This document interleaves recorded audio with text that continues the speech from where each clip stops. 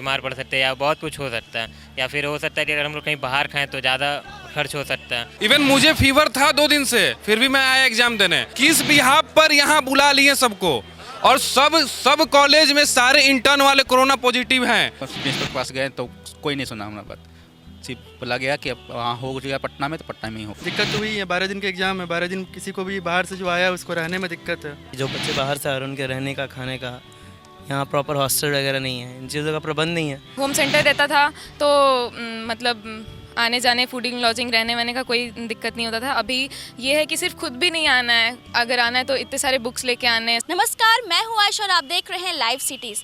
बिहार में पहली बार medical students की जो परीक्षा है वो सेंट्रलाइज कर दी गई है। ऐसे में राज्य के कोने कोने से मेडिकल स्टूडेंट्स बिहार के यानी कि राजधानी पटना के आर्यभट्ट ज्ञान विश्वविद्यालय में आकर के एग्जाम्स दे रहे हैं, क्योंकि उनका सेंटर यहीं पड़ा है। ऐसे में जो इससे पहले जो एग्जाम्स होते थे वो अपने अपने जगह पर होते थे, लेकिन जो सरकार ने डिसीजन लिया है कि जो मेडिकल स्टूडेंट्स की परीक्षा सेंट्रलाइज करने का, वो इस कारण हुआ है क्योंकि बैंकों ने क्वेश्चन पेपर लेने से इनकार कर दिया है। जी आपको बता दें कि बिहार पहले से ही क्वेश्चन पेपर लीक होने के मामले में बदनाम हो चुका है। ऐसे में अभी हाल ही में बोर्ड एग्जाम्स की जो परीक्षा हुई थी उसके क्वेश्चन पत्र लीक हो गए थे, जिसके कारण बैंक वर्कर्स को काफ़ी खामियाजा भुगतना पड़ा था।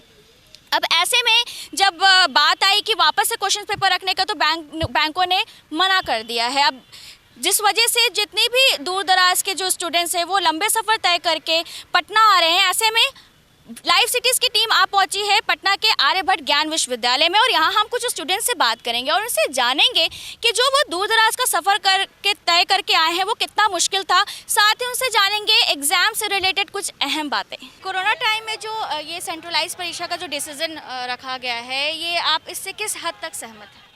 सहमत तो नहीं है एक्चुअली, क्योंकि प्रॉब्लम बहुत सारी है यहाँ पे। मेन बात है अफोर्डिंग में थोड़ा प्रॉब्लम हो रही है, क्योंकि खर्च वर्च बहुत ज़्यादा है। हम लोग आए हैं बेतिया मेडिकल कॉलेज से, तो काफ़ी दूर ट्रैवलिंग करना पड़ा है और अफोर्डिंग में मेन दिक्कत हो रहा है। और सबसे ज़्यादा दिक्कत खाने में हो रहा है, क्योंकि खाना हम लोग बस स्टैंड के आसपास रुके हैं, तो वहाँ पर क्या है कि जानते ही बस स्टैंड का खाना कैसा होता है, तो एक्चुअली सही मिल नहीं रहा है। तो मे भी हम लोग बीमार पड़ सकते हैं या बहुत कुछ हो सकता है, या फिर हो सकता है कि अगर हम लोग कहीं बाहर खाएं तो ज़्यादा खर्च हो सकता है। तो ये सब प्रॉब्लम हो रहा है। लेकिन एग्जामिनेशन हॉल में कोरोना को लेकर के गाइडलाइंस फॉलो की जा रही है या नहीं? हाँ, वो मास्क वास्क लगा के प्रॉपर तो नहीं है, लेकिन फिर भी अच्छा है। मतलब अभी के हिसाब से लाइक वैक्सीन लग गया सबको, तो उस हिसाब से सही है। आप उन स्टूडेंट्स को क्या मैसेज देना चाहेंगे जो अभी मेडिकल के लिए प्रिपरेशन कर रहे हैं? क्या मैसेज देना चाहेंगे? मैसेज क्लियर है, बस लगे रहना है कंटिन्यू, मतलब छोड़ना नहीं है कुछ भी, ठीक है। ज़्यादा प्रेशर नहीं लेना होता, इजी वे में पढ़ना होता है, बट वही है मेहनत और स्मार्ट वर्क। कड़ी मेहनत ज़रूरी नहीं है, लेकिन स्मार्ट वर्क बहुत ज़रूरी है कि आप उस छोटे से वर्क में कैसे ज़्यादा आउटपुट निकाल सकते हैं, वो इम्पॉर्टेंट होता है। ये एक जनरली मैसेज, जेन्युइन मैसेज हम सबको देना चाहते हैं। हुआ क्या कि हम लोग इतने सारे बच्चे आए हुए हैं, सब लोग डॉक्टर हैं, कोई नॉर्मल कोर्स में तो है नहीं। कोरोना काल में जब पैंडेमिक में ये स्थिति है, एनएमसीएच का लड़का डेथ कर चुका है 16 बैच का, सारे लोग संक्रमित हैं, तो फिर क्या जरूरत है यहाँ बुलाने का? कोरोना काल में सारा चीज़ पोस्टपोन किया जा रहा है। पटना में सबका घर नहीं है ना, सब लोग उस फैमिली से नहीं है कि यहाँ सर्वाइव कर पाए, फिर भी कोई रिस्क नहीं था। सरकार एक नया अपना ये बिल्डिंग बनाया है, तो सोच रहा है कि इसका पैसा सदा लें। मैं जो बोल रहा हूँ डायरेक्ट बोल रहा हूँ, किसी से डर का बात नहीं है, क्योंकि मैं डेमोक्रेसी है, बोलने का हक है। ऐसे एक्सपोजर हुआ, सबका हुआ, मेरा भी हुआ। इवन मुझे फीवर था 2 दिन से, फिर भी मैं आया एग्जाम देने। पेपर में आ रहा है कि आप एग्जाम छोड़ दीजिए। क्यों छोड़े एग्जाम? हो सकता है मुझे ही कोविड। हाल ही में एनएमसीएच में एक बंदे की डेथ हो गई है और 9 लोग कोरोना पॉजिटिव।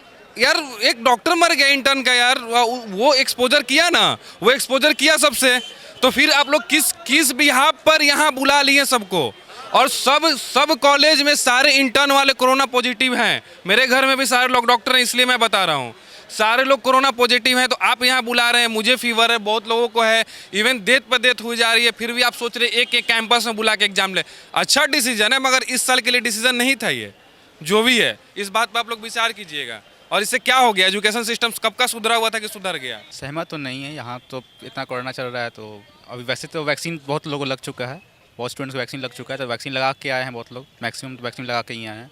ये सारे मेडिकल स्टूडेंट को वैक्सीन लग चुका है, तो हम लोग को तो उतना प्रॉब्लम नहीं होगा, लेकिन अगर बाहर से जो घूम रहे हैं उन लोगों को प्रॉब्लम होगा। जी, कहाँ से आए हैं आप? मेरा तो पटना नहीं है, लेकिन बेतिया से आए हैं। आप बेतिया से आए हैं, कई लोग भी बेतिया से आए, हमने बात की, उन लोगों का शिकायत है कि पहले होम सेंटर था, अब यहाँ पे आकर के उनको एग्ज़ाम देना पड़ रहा है। सरकार के डिसीजन से वो लोग नाराज़ हैं। आपका क्या राय है? हाँ वो तो है, हम लोग बोले थे कि पास में करने के लिए, लेकिन मना कर दिया गया। नहीं, हम लोग बार बार मैसेज कर रहे थे, प्रिंसिपल के पास गए तो कोई नहीं सुना हमारा बात। सिर्फ बोला गया कि अब वहाँ हो गया पटना में तो पटना में ही होगा, अब कहीं सेंटर चेंज नहीं होगा। कैसा गया आपका एग्ज़ाम? ठीक ही गया, नॉर्मल। उन स्टूडेंट्स के लिए मैसेज जो मेडिकल के लिए प्रिपरेशन कर रहे हैं,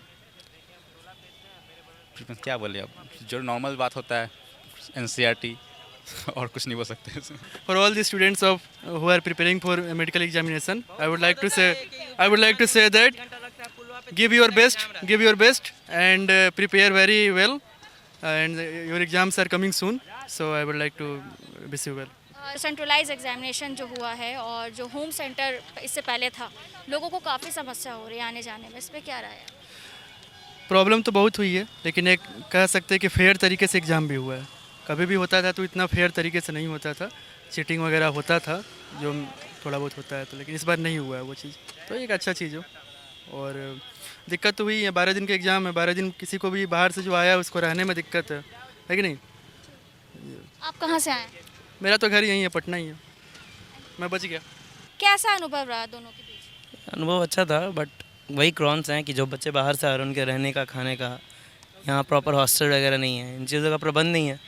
ऑब्वियसली बहुत फेयर एग्जामिनेशन हुआ है, बट स्टिल जो प्रॉब्लम्स थे वो बच्चे फेस कर रहे हैं यहाँ पे, तो इन चीज़ों को ध्यान में रखे कि बाकी एग्ज़ाम्स हैं। कितना घंटा पढ़ते थे और उन स्टूडेंट्स के लिए मैसेज बताइए, कुछ मैसेज दीजिए, उनको इंस्पायर कीजिए कि वो मेडिकल प्रिपरेशन किस तरह से करें। एक घंटा में पढ़ने से एक्चुअली कुछ होता नहीं है, क्वालिटी एजुकेशन होती है। आप कितना देर में कितना आउटपुट देते हैं, तो घंटा पढ़ने से कुछ नहीं होता है ना। बाकी फील्ड बहुत टफ़ है, ये तो पता चल रहा है, बहुत टफ़ फील्ड है, बहुत ज़्यादा मेहनत है, एक्चुअली बहुत ज़्यादा मेहनत है।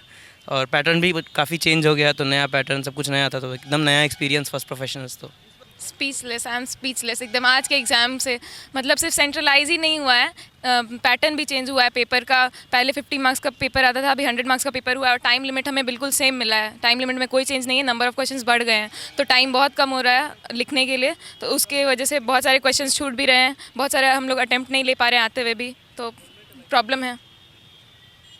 काफ़ी लोगों को आने जाने में दिक्कत हो रही है, ऐसे होम सेंटर रहता था, इस पर क्या कहेंगे? हाँ बिल्कुल, होम सेंटर रहता था तो मतलब आने जाने, फूडिंग, लॉजिंग, रहने वहने का कोई दिक्कत नहीं होता था। अभी ये है कि सिर्फ खुद भी नहीं आना है, अगर आना है तो इतने सारे बुक्स लेके आने हैं साथ में, तो फिर प्रॉब्लम तो हो रही है बहुत ऐसे सेंट्रलाइज होने से, और ऊपर से कोरोना का टाइम है, तो फिर अंदर में प्रॉपर गाइडलाइंस फॉलो की जा रही है कि नहीं? हाँ, बहुत स्ट्रिक्टली एग्ज़ाम्स लिए जा रहे हैं, बहुत स्ट्रिक्ट गाइडलाइंस हैं। मैं डीएम हूँ। तो देखा आपने बैंक की मनमानी को लेकर के किस तरह से स्टूडेंट्स को खामियाजा भुगतना पड़ रहा है। लोगों का कहना है कि इस कोरोना काल में काफ़ी डर के वो लोग दूर दराज से सफ़र करके यहाँ एग्ज़ाम्स देने आ रहे हैं। ऐसे में उनके रहने खाने, आने जाने का काफ़ी असुविधाओं का सामना करना पड़ रहा है। ऐसे में अब देखना ये हुआ कि सरकार किस तरह से बैंकों के इस नाराज़गी को दूर करती है। और देखें, क्योंकि हम सब जान रहे हैं कि ये सिर्फ एक एग्ज़ाम नहीं है जो होगा, आगे बहुत सारे ऐसे एग्ज़ाम्स होंगे और लोगों को इसका खामियाजा भरना पड़ेगा। ऐसे में देखना ये होगा कि सरकार बैंक वालों को किस तरह से मनाती है और बैंक कर्मी एक बार वापस से क्वेश्चन पेपर रखने को तैयार होते हैं या नहीं। फिलहाल लाइव सिटीज़ में बस इतना ही। देखते रहें लाइव सिटीज़ आयशा के साथ। और अगर आपने अभी हमारे चैनल को सब्सक्राइब नहीं किया है तो आप सब्सक्राइब कर दें, फेसबुक पेज को फॉलो करें और आप हमें ट्विटर पर भी फॉलो कर सकते हैं। शुक्रिया।